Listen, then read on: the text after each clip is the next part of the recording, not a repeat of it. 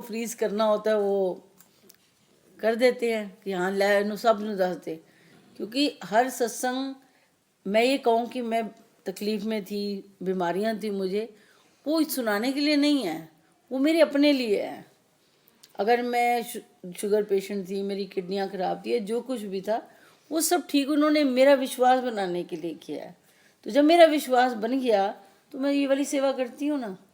अब जिसका विश्वास ही नहीं बनेगा तो वो कैसे सेवा कर सकता है? तो विश्वास पहले बनाना ज़रूरी है। और अगर किसी को विश्वास ही नहीं यहाँ आकर के, तो ना तो तकलीफ़ां ठीक होंगियाँ, ना कर्म कट्टणगे। वो तो फिर वही है कि आया ब्या उठ के चला गया, बाहर जाके गया, सानू तो कुछ मिलया नहीं।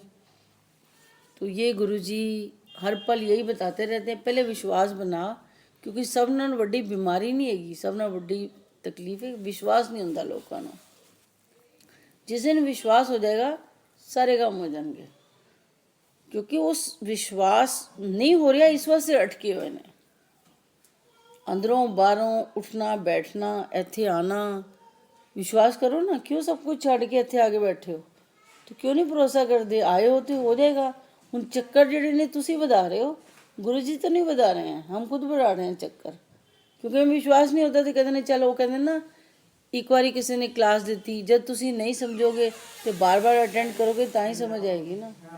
तो वो बार बार हमें समझाने की कोशिश करते हैं अपने तरीके से। फिर लोगों को जब हमें एक मतलब हेड मास्टर की बात समझ नहीं आती, तो जिसे समझ आ जाती है तो गुरु जी कहते हैं चल फिर तू समझा दे। तो वो यही तो कर रहे हैं कि जिस संगत को समझ आ गई उसे कहते तू समझा दे।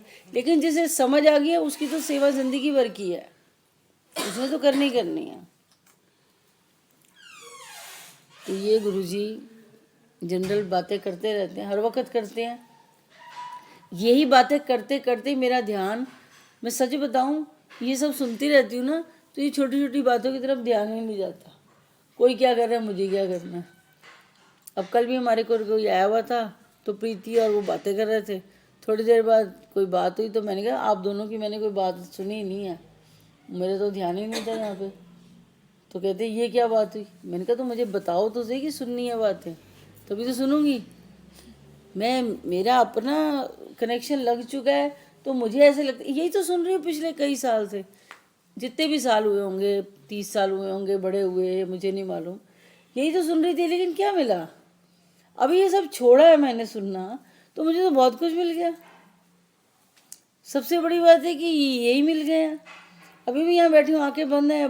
मैंने बोला ना, मुझे नहीं मालूम कैसे मैं वो क्लाउड्स ये हैं और नीली छतरी ईयर में बीच में बैठी हूँ। तो मुझे यहाँ से अब नीचे नहीं जाना। ऊपर तो शायद नहीं जा सकते, बट नीचे नहीं जाना चाहती। तो जो भी लेवल हमने इतनी मेहनत करके या जो करके यहाँ पहुँचे हैं, तो ये छोटी छोटी बातें सुन के क्यों नीचे जाएं? रहो ना यहाँ। इतनी सुंदर जिंदगी है, इतनी सुंदर दुनिया है, कोई ज़रूरत ही नहीं इधर उधर भटकने की। जिसको आना है वो आपको खुद मिलने आ जाएगा, ये बात याद रखना। आप किसी को मिलने जाओगे तो आप वापस नहीं आओगे। तो खींचना है हमने सबको अपनी तरफ। तो हर बंदा अगर अपनी तरफ खींचे, बच्चे भी तो माँ बाप को सिखा के अपनी तरफ ही ला रहे हैं ना। तो वो ये कर रहे हैं, इनका तरीका ये वाला है। ये कहते हैं कि अच्छा अंदरों साफ हो गया है, चल फिर लंगर पर लाए, ताकि उल्टी सीधी गल्ला ना पड़े अंदर। तो और क्या चाहिए हमें?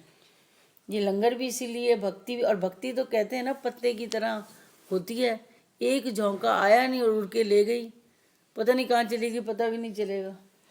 तो ये इतनी आसान भक्ति जो भी है, देखो ये बातें करते करते ही कोई अभी किसी बुजुर्ग को बिठा दो तो कहेगा ये कौन सा जाप कर रहे हो तुम, कौन सा पाठ, तुझे गल्ला ही करते रहते हो। अरे गल्ला नाल उन्होंने तार दिता, सानू और की चाहिए। जय गुरु। हाँ क्या